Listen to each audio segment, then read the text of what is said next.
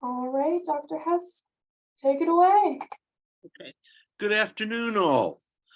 I'm going to try to make this somewhat informal, but there's a lot of information that I believe you need to know when you're talking about the issue before us today, which is school accommodations for students with disabilities, and particularly in terms of understanding the special education and the 504 plans.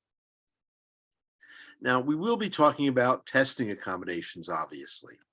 But before we get there, we're going to be spending a fair amount of time also at the end talking about accommodations more generally.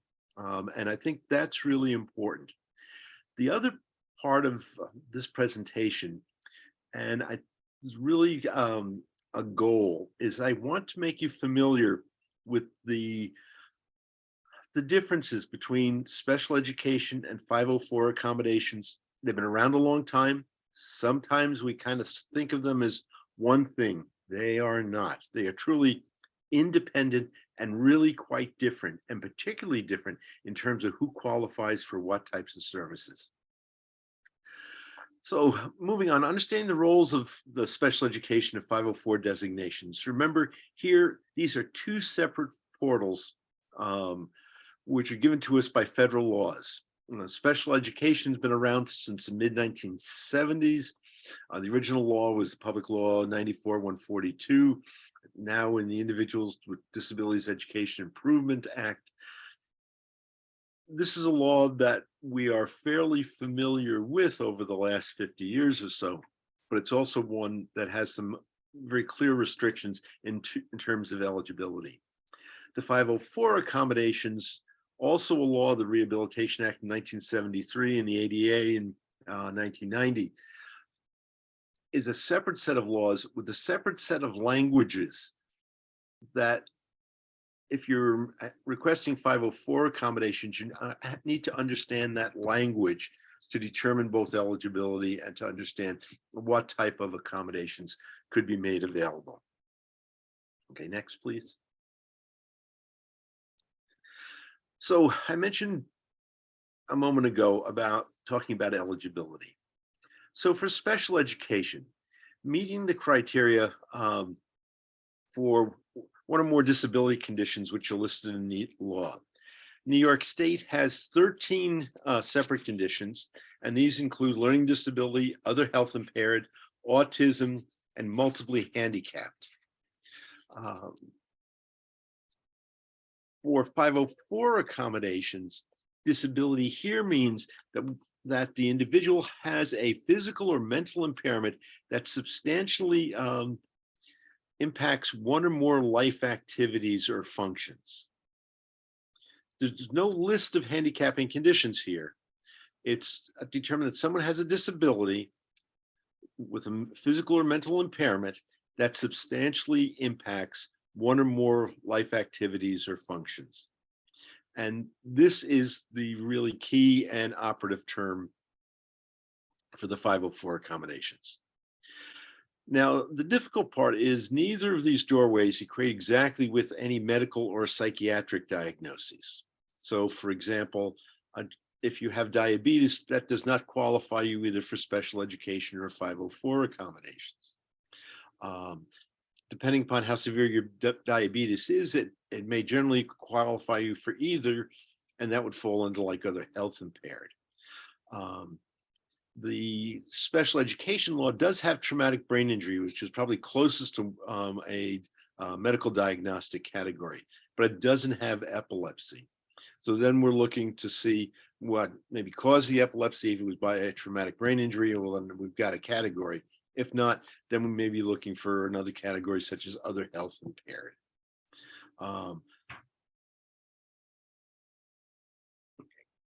Now, I wanted to give you a student who I'll come back to a couple of times over the course of the presentation. And I want you to keep this young woman in mind. Our student with epilepsy is a 12-year-old girl who's a mid-7th grader, now diagnosed with temporal lobe epilepsy. Her grades have slipped from A to A minus average to C minus. And the slip began when the seizures first were suspected. Her doctor notes that she has temporal lobe epilepsy. She's on 2 anti-epileptic medications. She has good compliance. That's wonderful for a 12-year-old girl, but poor control, unfortunately. Her seizures are typically in the morning. This control of the seizures tend to be impacted by her amount of sleep. And cognitively, we find her to be forgetful, slow processing, and we see some changes in mood in terms of being irritable. She wasn't always the easiest person to get along with. So we're questioning whether or not this is a change. And in a 12-year-old girl, you might expect some irritability just from a developmental perspective. So we're not sure if this is a neurologic sign, a developmental one, or one that's more of a personality characteristic. What the school sees is a large change in grades and organization from the student they had in 5th grade. She's falling behind grade level demands. She's forgetful, needs more time for assignment completion, and he needs help with her written work. All right, so she's referred for a 504 plan. Committee meets. The question is, does she meet the criteria, having a substantial limitation or an impact on a life function? I think we'd all agree, obviously, given the school notes and the medical history. Yes, she does. The committee agrees, and then we move on to develop her plan. Right. So what would you include in a plan? The one I think when we think of any type of accommodations is we think almost immediately of test accommodations. Those words almost seem to be one and the same, but we're going to break those out this lunch hour. So in terms of testing accommodations, these provide an opportunity for students with disabilities to demonstrate skills. I've got boxes, Rachel, over kind of the right side of my screen. Is there any chance to move them somewhere? Maybe to the bottom? I see me, you, and then there are 2 boxes, and one has the epilepsy. So you'll see on your screen, so that's something that's on yours specifically. So you're gonna need to put your mouse up to the top of them and hit the little hide thumbnail video button. All right. Well, you know what? I'm not going to futz with that. Let me work with my sheets over here.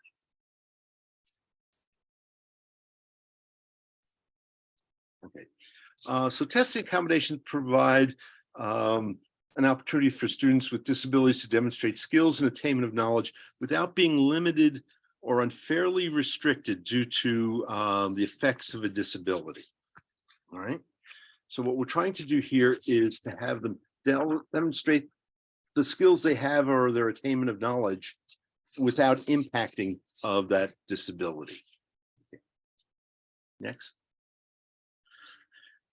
And testing accommodations specifically, the goal is to remove obstacles to the test taking process that are presented by the disability without reducing expectations for learning.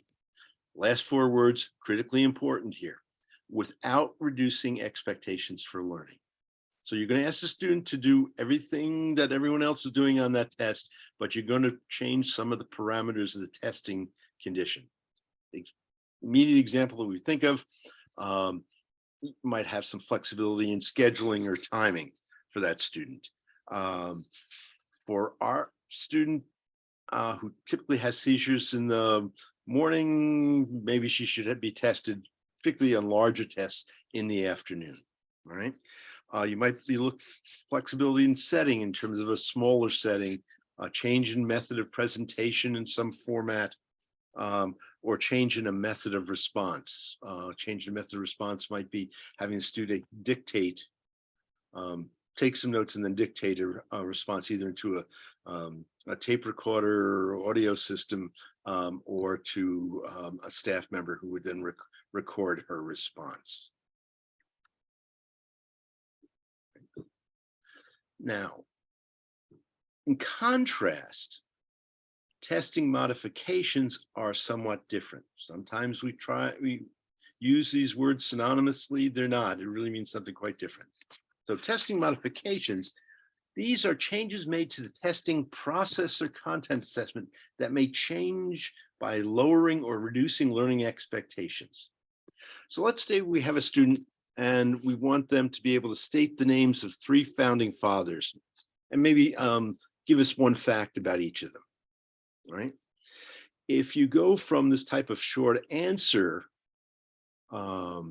demand to a just multiple choice or recognition format where we want them to identify the 3 founding fathers, that's probably changes the actual nature and content level that we're asking the student to respond to. So modifications include simplification, clarification, or explanation of test questions. It would include use of a spell check device, particularly on a test of spelling skills or where spelling is graded and as part of the assigned grade, or the use of a calculator on a test of a student's computational skills. Now, we all know the story about, calculators help us make our errors more quickly. But if you use a calculator on a test of computational skills, you may be modifying, not making just an accommodation.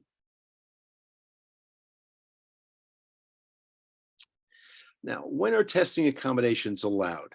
All you need to know, read the first line on essentially all New York State tests. So examples for elementary or middle school assessments, the ELA, math and science, as well as secondary level exams, accommodations are allowed.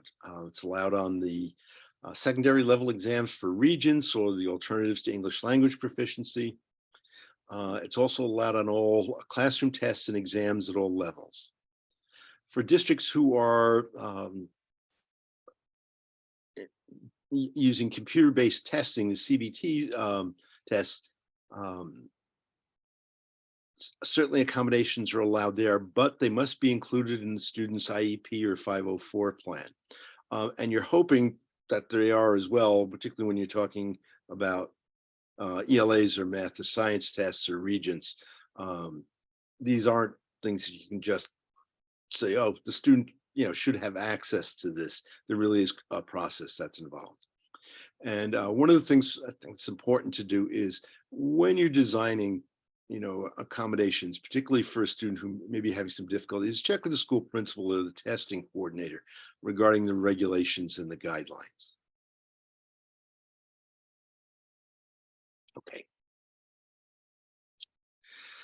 Okay, so who's involved in the decision-making regarding testing accommodations? Is it some administrator sitting in the back room making up the form and then granting these? No. As all things, we're using kind of the special education model. It's just the students, parents, and a teacher, and probably an administrator of special ed or the 504 coordinator should be involved in that meeting in terms of putting together the information that would lead to the accommodations and making sure you really detail how those accommodations will work. Obviously, we need the students because they'll tell us about their strengths and challenges. I think it's best to have them sit in meetings as early as possible. 5th, 6th, 7th grade, excellent time to get started there. But they're critical as you get up into 10th, 11th, and 12th grade, particularly because if they're involved, they're more likely to use the accommodations and then tell you which ones don't work. You think you might have something that's just brilliant in terms of helping them, and they'll say, I tried that, geez, that doesn't work for me, right? Parents, because often, particularly in 504 plans, they're the continuity from year to year, and teachers, because they know the types of tests they're offering and presenting to the students in their classroom, and that even on a subject level, I mean, if you look at social studies tests at the high school level, they're teaching the same content, but 3 or 4 teachers may teach it in very different ways and use very different types of tests. So you need to know the purposes of the tests, the type of tests the student's having for that student with those teachers and those classes. So there are, I think, a number of guiding questions, which are the first steps in determining appropriate testing accommodations. And I might take the third one first. What on grade or level is being tested? I mean, this is very important in terms of trying to kind of set the stage for what type of accommodations you want to put in place and really have an understanding of what grade level you're working with. Then you want to know about what content areas are covered by the tests, how the test's administered, including the duration of the test. When's that test administered? For example, what's the schedules? In the morning, is it in the afternoon? What's the presentation response form? Multiple choice, short essay, or short answer or essay, or is it entirely an essay test, which would create other types of challenges? And what will the tests be used for? Would it be used for grading in the classroom? Would it be for academic accommodations? Now, I'm going to put an asterisk. I would not be a fan of using a academic accommodation on a test of determining a student's ability to enter into an academic support program. I would rather have that student take the test without those accommodations, because what I want to see is how is that student doing compared to peers and the state standards, rather than potentially making that test somewhat easier for a student to do, and i.e. a resulting higher grade may check them out of getting the accommodations they need. So I don't know that I would always use it for AIS eligibility purposes. But I think that's really the tactical level of your thinking. What's this test being used for? Do we want the student to give us their maximum grade, or do we want to have a realistic assessment of their skills compared to their peers, particularly if it's for eligibility for services? Now, here's some important reminders. All right. And these are mine, and you'll find them in the state ed regs, but that students and their needs change across grades, and so should the accommodations and modifications list. When I flip through IEPs for students, and I might have students had an IEP for 6 or 7 years, and I see the very same accommodations and modifications list, I know the special ed meetings have run long and everybody just agreed to include that list, but it's really got to be better tailored.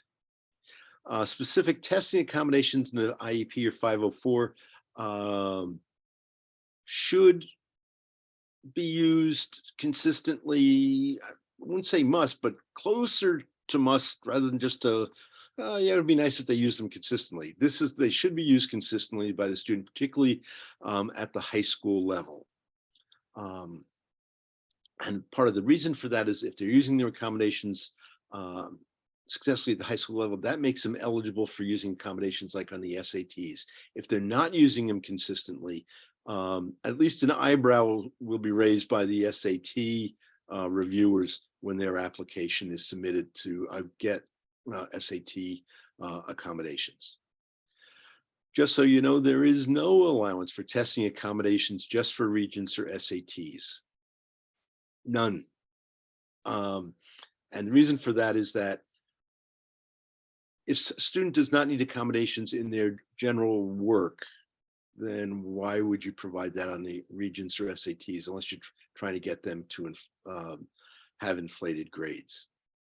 I'll tell you a story. This goes back, the history of accommodations has, well, probably at least a 20 or 25-year history. And it caught on slowly, but then it picked up speed. There was, I won't say which district it was. It's one district downstate in the Westchester area. Very affluent district, very bright kids, had over 50% of their students getting additional time on the SATs. And I can't hear you, but I would suspect people are saying, what did he say? 50% of their kids get SAT accommodations? Yeah, they were trying to get extra time on the test, because the more items you take on the SATs, the more likely you're going to have a higher score. As soon as that became apparent, the country paid for that, and the SAT board became a whole lot stricter in terms of allowing SAT or allowing testing accommodations on the SATs. All right. And the example down below is you can't have extra time, extended time in a plan and only use it on the SATs. That's a red card. Okay. So what I did here, rather than making up my own accommodations for our student, um, I'll talk a little bit later about all the materials that are available to you, which weren't 15 years ago. All right. But State Ed has put together some really, I think, exceptional materials. And I want you to take a look at some of these.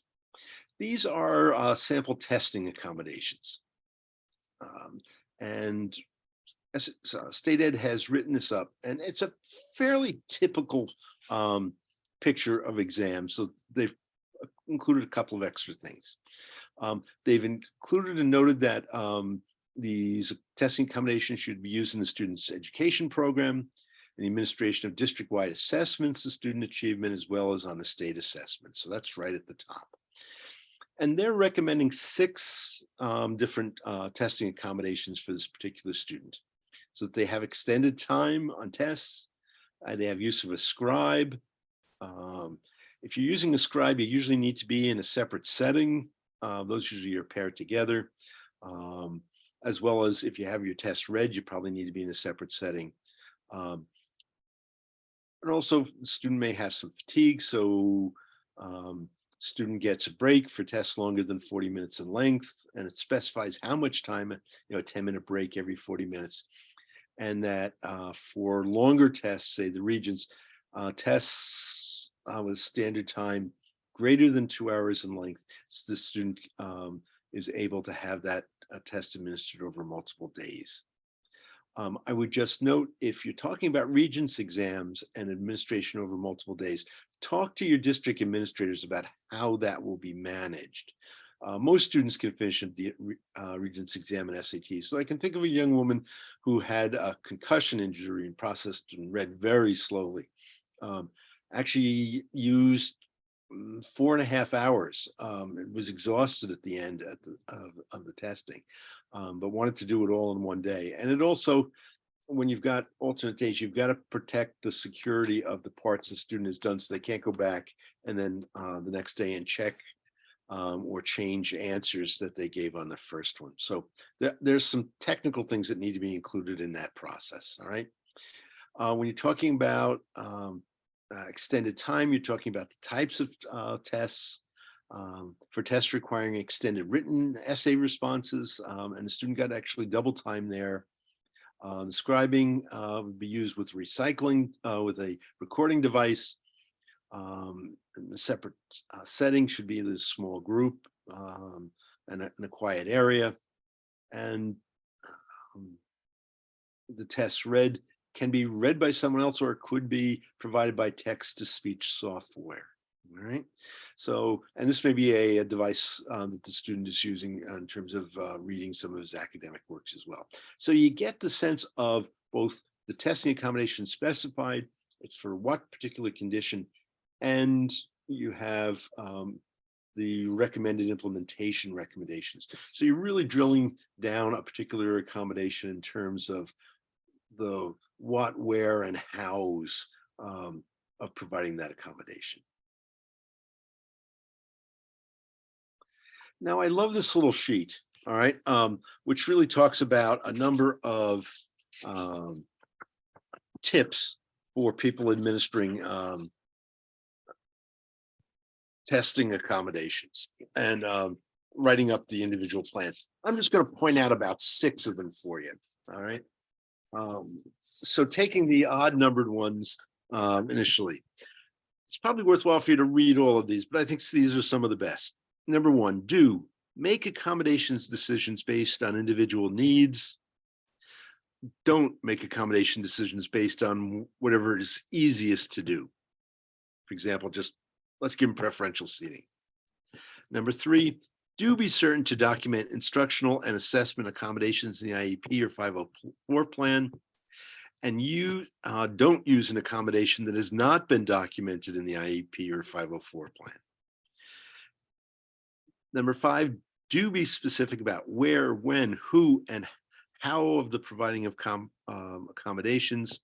and don't simply indicate an accommodation will be provided as appropriate or as necessary. Just below that, do refer to state accommodation policies and understand implications of selections. Don't check every accommodation possible on a checklist simply to be safe. And finally, do select accommodations based on specific individual needs in each content area, and don't assume certain accommodations such as extra time are appropriate for every student and in every content area. Right? Now that pretty much covers the whole area of testing accommodations. When we talked about what the process, who qualifies, what the process should be in terms of who's involved.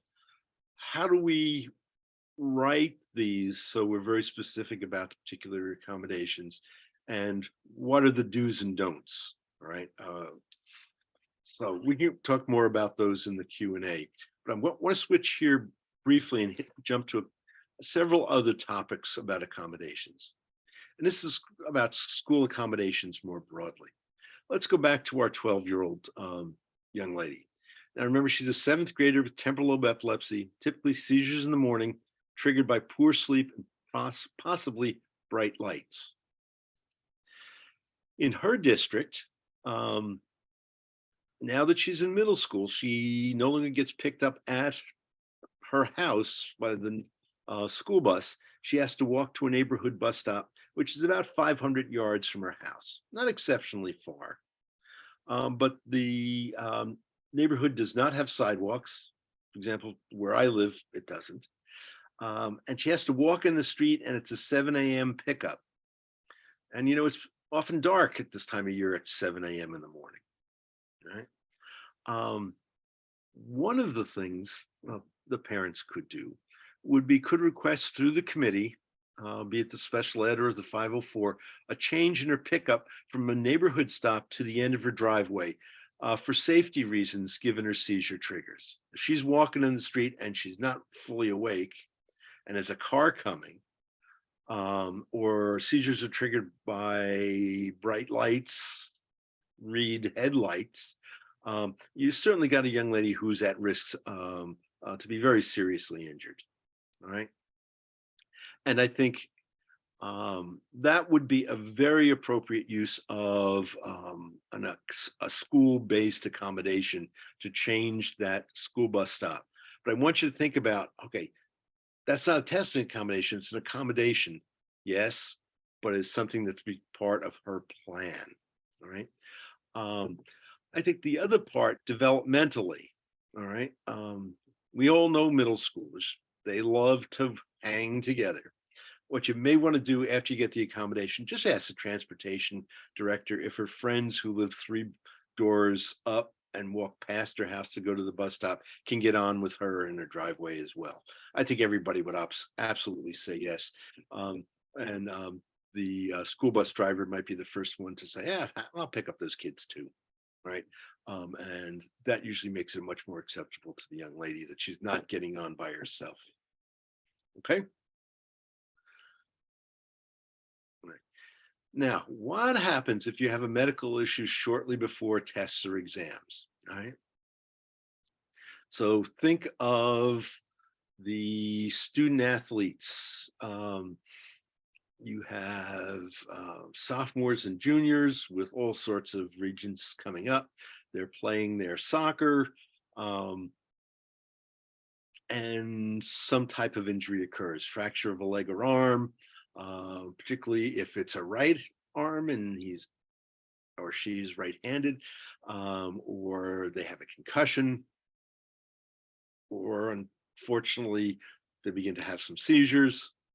So these students may be eligible for accommodations if the problem or disabling condition occurs shortly before exams. And this is a 30-day window. And I believe it's a calendar window, not a like a school window, which would, if it was 30 days there, it'd be 6 weeks. All right. And here, contact your local principal regarding eligibility or planning, because the principal actually can grant various accommodations. So if somebody can't write, they maybe put them in a private room, and they're going to be able to dictate their essays, or the simplest there. If they need extra time, because they have a concussion, they need more frequent breaks, accommodations could be made. The one tip I give you is plan ahead with your pediatrician or PCP. Get documentation of the condition and have that pediatrician, and they're familiar. If you know exactly what accommodations you want, have the pediatrician put that in the note, and that goes with the request to the principal. The faster and the more complete your documentation is when it hits the principal's desk the first time, the more likely it's to be, the word's going to be granted. And then you're really just working out the arrangements rather than saying, okay, I'll get the documentation to you, and then it takes a couple of days and takes principal a day or two to get back to it. Springtime's super busy in schools. You get the picture. The faster, the more documentation they have, and if you know the accommodations you need, you get it to the principal for one shot. Generally, these are granted automatically.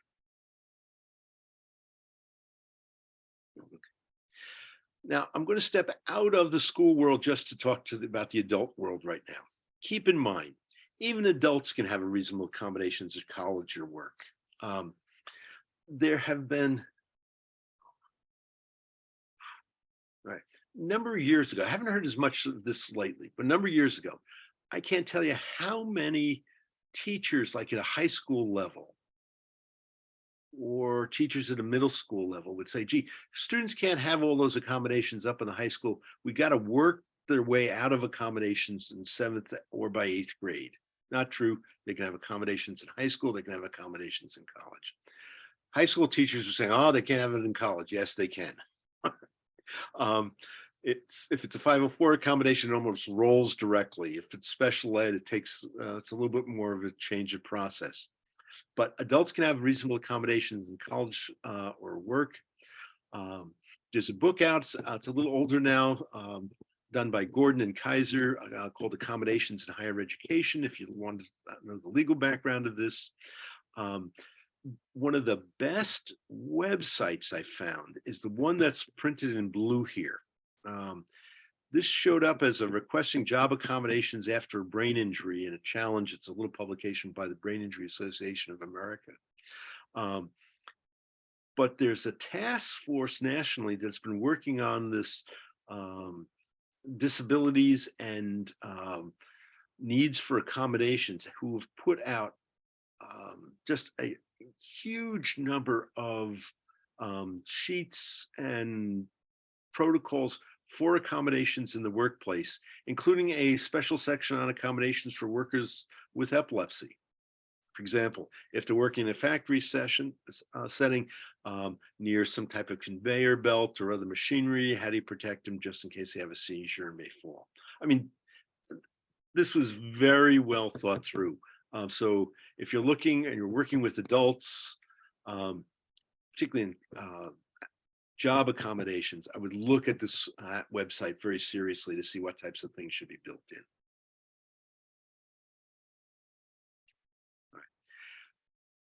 All right. So in review, and also talking about just in terms of some advocacy tips here. Remember the door of the portal you're entering and what are the qualifying criteria. We talked about this at the beginning. We talked about special ed criteria and the 13 handicapping categories versus the 504 that says if you have a physical or mental impairment that substantially impacts a life function, you may be able to get your accommodations. But remember which door you're talking to and going through, and what is the language that's appropriate that generates the qualifying criteria. Avoid arguments, all right? If you're in a meeting, include terms or phrases such, I want the accommodation so the student can excel. There is no intent of the law to help a student excel in school. It's not there. It's a marvelous goal. We all endorse it, but it's not the basis for providing an accommodation. If I can get a student from a B student to an A student because of accommodation, that's probably not quite kosher with the law. You're really trying to get a student to compete, and a B is a fine grade. All right. So just remember, terms that talk about helping the student excel will not provide additional support, and actually may make a committee somewhat suspicious as to why you want the accommodation. And finally, no one needs or could possibly use all the accommodations or modifications available. Um, really consult with your son or daughter, talk with them about which ones they find helpful, and advocate for those that help your son or daughter, keeping in mind which ones they will use. You can have, five, accommodations, but they'll only use one or two of them. Then it's almost better to have, and as they go up through the grade, just those one or two in the plans, because then it looks a little more realistic. Okay. So again, here are the resources that I mentioned and references. We talked about the Gordon and Kaiser book and the Janney article requesting job accommodations after brain injury. New York State has put out 3 versions, okay, of a booklet on testing accommodations for students with disabilities. The original one was about 2007 or 2009, I think. And then they did an update, which was updated in 2018 and then very quickly updated in September 2019. If you go to the state ed website, make sure you get the updated September 2019 guidelines, because those are the most recent. And this is really an exceptional publication by state ed. I don't say that easily. I've seen a lot of things come out of state ed that I ain't been too happy with over the years, and I've been around a long time. This one they did a really good job with, and it will link you to various other subsets of accommodations. All right. And so, for example, if you happen to know a student who is blind or is hard of hearing or is deaf, they have special sections there that would link you to accommodations for students with those particular disabilities. Right. Then if you're finally, that Osborne and Russo book, if you are interested in special education in the law, I think I have time for 2 stories here. This is an exceptional book that talks about where we are in the state of special education and 504 plans in the law these days, right? If you're an advocate and you're out there, there's sometimes you go in and work with a committee and it's just a complete pleasure, and you're requesting reasonable and realistic services and accommodations in the committees with you, and even thought of a couple of good ideas themselves. Other times it's a struggle. In the area of special education, I think qualification is much clearer, all right? In the area of 504 plans, I'll tell you what my experience has been, and this comes from the context of one family. I had a family that I worked with when the boys were in elementary school. Both had learning disabilities. They were twin brothers going to school here in one of the suburban council school districts. And one young man had significant difficulties in learning to read, and he obviously had some significant learning disabilities in reading. The other one had some learning disabilities in math, which was kind of curious for twins to split that way, but that's what they had. When they were at the end of elementary school, Dad, who had worked for GE, took a position over in Iceland, and he took a 5 or 6 year contract, and the whole family moved over to Iceland, and they went through the Icelandic educational system, got most of the way through high school, had just a few classes to complete, and then at the end of the 6 years moved back to Shenendehowa. And they were incoming seniors, right? Always good. Shenendehowa did a great job matching up Iceland's courses with Schnenderho's curriculum and working around, gee, these guys, I'm gonna have to give them 3 years of regents and working around all of that stuff. And they were doing fine until they started to apply to college.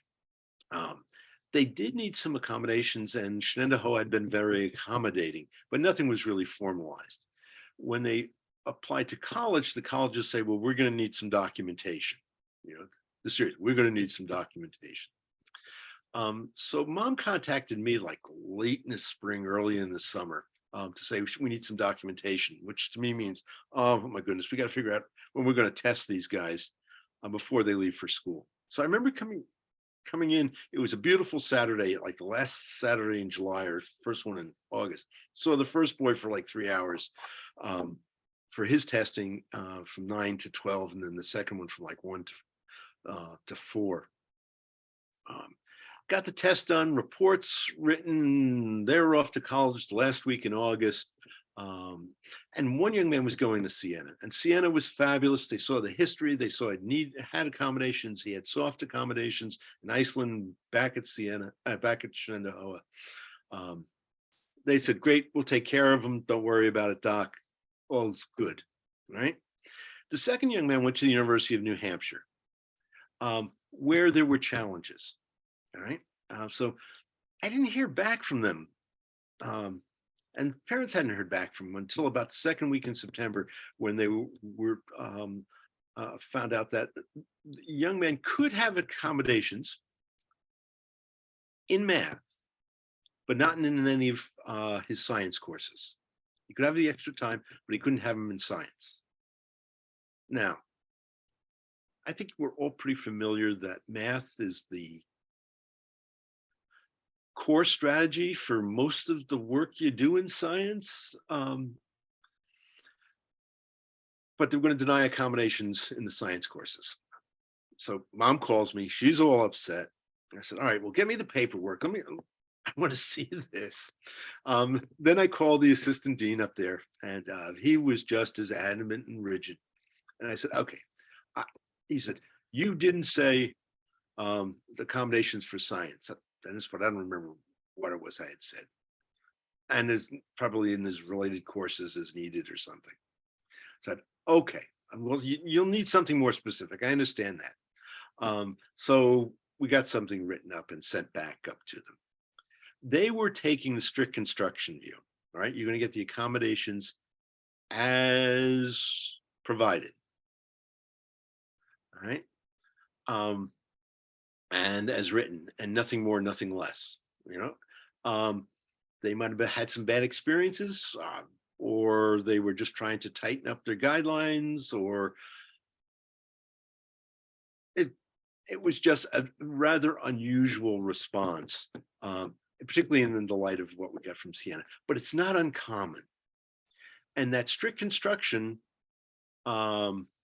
is very much what you see in some places, just as that open arm approach we got from Siena, maybe seen in others, and that's the field right now. The other story I'll tell is this is much briefer. All right, there was a young woman who had testing accommodations for extended time and a half on tests, somewhere in a Midwest state. I don't remember where it was. It was like in maybe Iowa.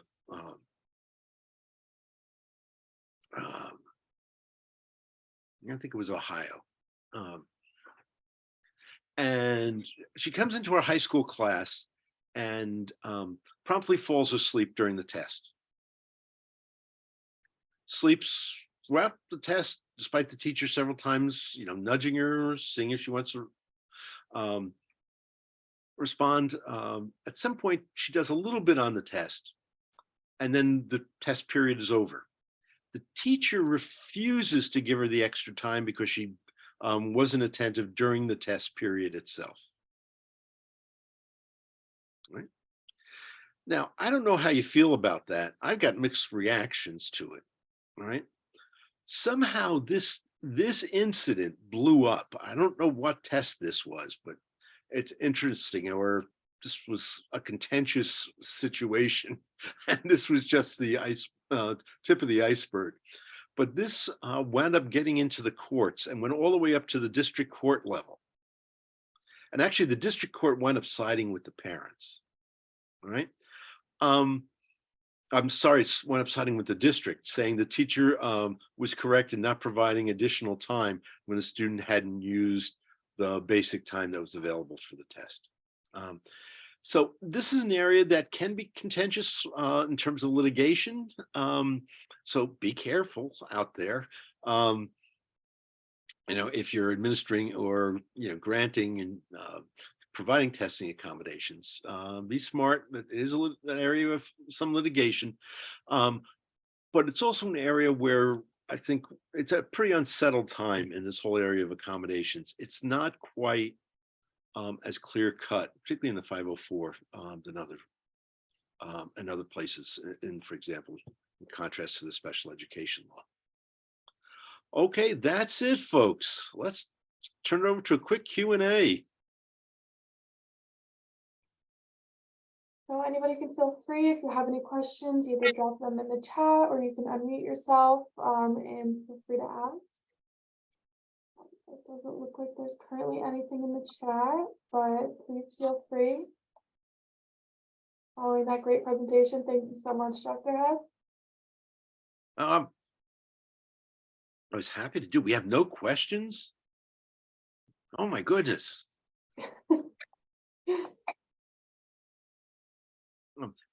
Can I ask how many of the people who were on the call work in schools or work with a provision of accommodations? And then how many advocate for them?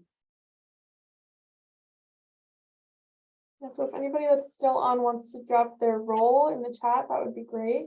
Now, what led you to this meeting specifically?